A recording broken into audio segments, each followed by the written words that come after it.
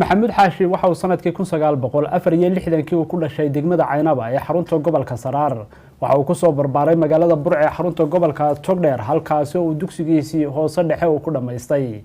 dugsigiisii sare waxa uu ku kala qaatay dugsiyada Farasti Julay dugsigii loo yaqaanay ku yaalay magaalada Hargeysa iyo dugsiga Sheekh Bashiir ee magaalada Burco oo aakhirkii uu ka baxay sanadkii 1983 ilaa iyo 84 markaa kadib uu dugsigii sare dhameystay waxa uu ku biiray ururkii dhaqdhaqaaqa wadaniga Soomaaliyeed ee SNM oo ka tirsanaa ilaa sanadkii 1991 markii ay guuleysteen markii ururkii SNM wadanka la wareegay waxa uu noqday maayirkii ugu horeeyay ee magaalada Burco isagoo nasiib u yeeshay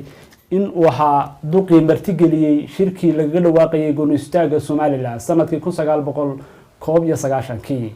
sanadkii 1993 waxa uu noqday mudane ka tirsan aqalka golaha wakiilada Soomaaliland xilkaasi oo hayay ilaa 2005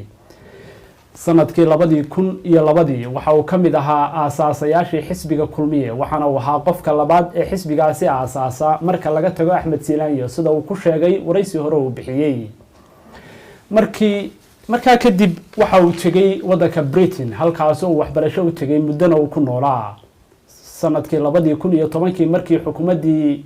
xisbigii Kulmiye uu guuleystay waxa uu madaxweyne Silaanyo u cugtay inuu noqdo wasiirkiisii duulista iyo hawada jagadaasi oo hayay muddo 5 sano ah markii dambana waxa uu magacaabay wasiirka madaxtooyada oo hayay muddo 2 sano ah taasoo macnaheedu tahay in 7 sano ee uu talada wadanka hayay madaxweyne Silaanyo uu maxamuud xaashi ahaa wasiir